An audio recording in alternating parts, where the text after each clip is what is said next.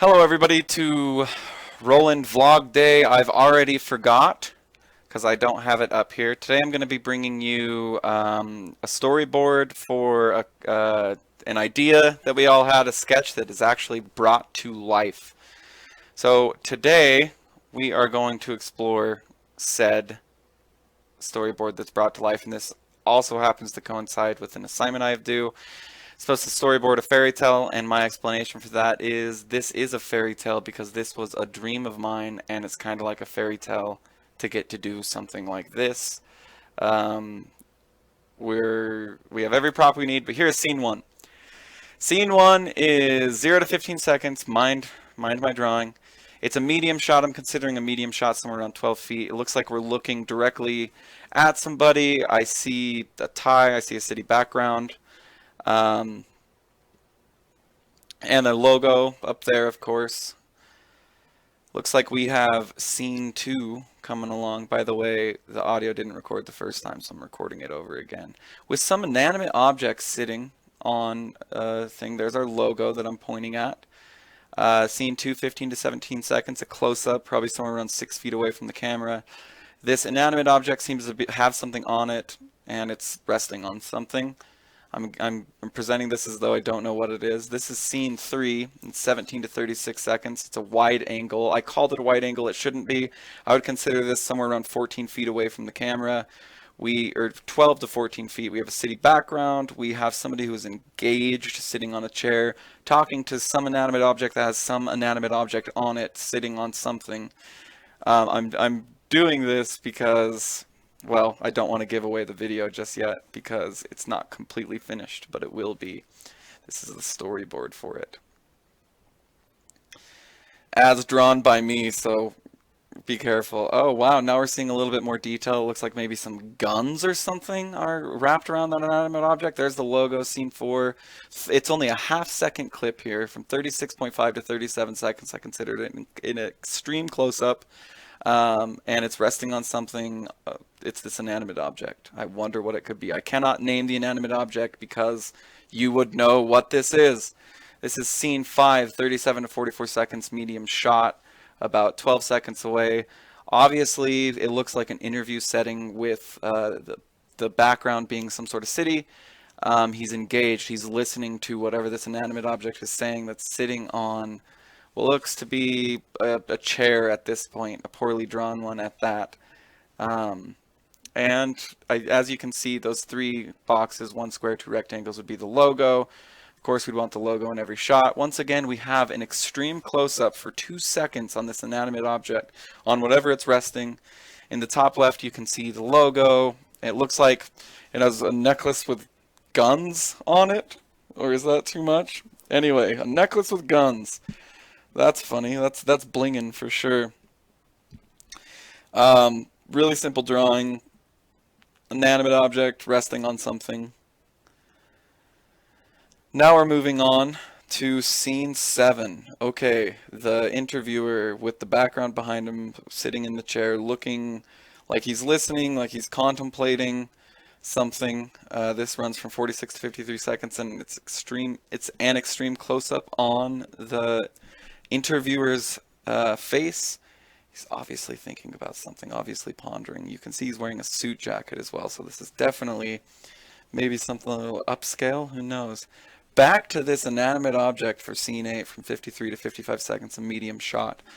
You can see the city background a little better denoted. Also, those lines give perspective to what is the angle of the room, to what is the angle of the background. Once again, we're staring at this inanimate object for 2 seconds. I wonder if that was orchestrated. It's a medium shot. I think I already said that. Now, we're moving on to another one. Scene 9 from 55 to 1 minute 29 seconds. That's a long scene, so this is probably where the meat is going to come. He's pointing.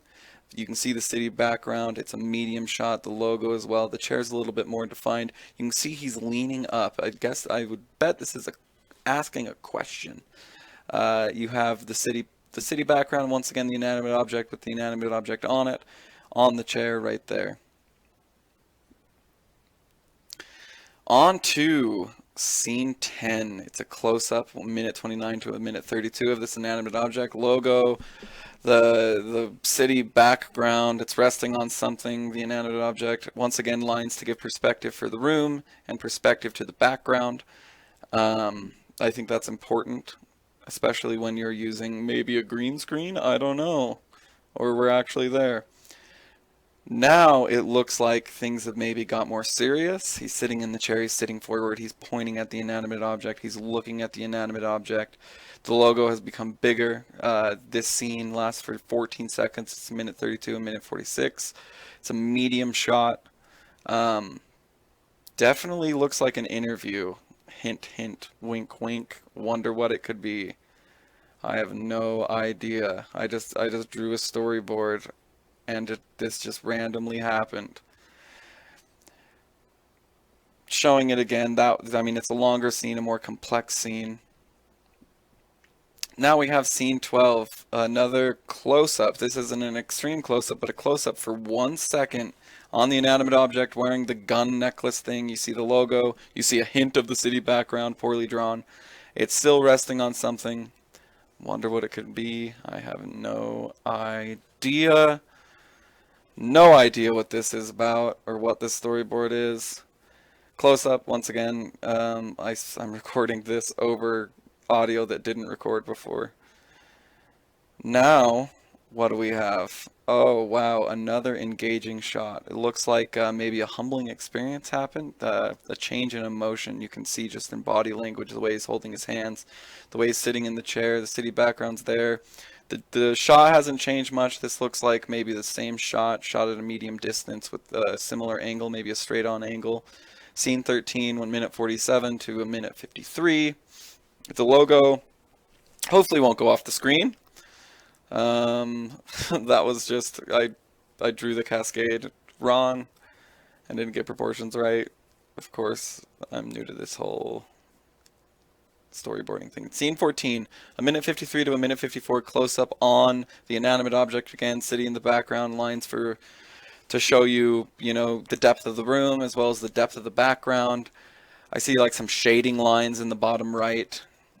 Not really an important scene, but we do come back to that object a lot. Now scene 15 is an extreme close-up for 1 second on the host. So maybe it's a response, maybe it's an emotion to whatever was said. It looks like he's resting his head on his hand. 3 poorly drawn buildings. A 4-year-old could have done better. And logo once again to show that this is indeed a skit or sketch or skitch, whatever you want to call it, from Defense of the Patients.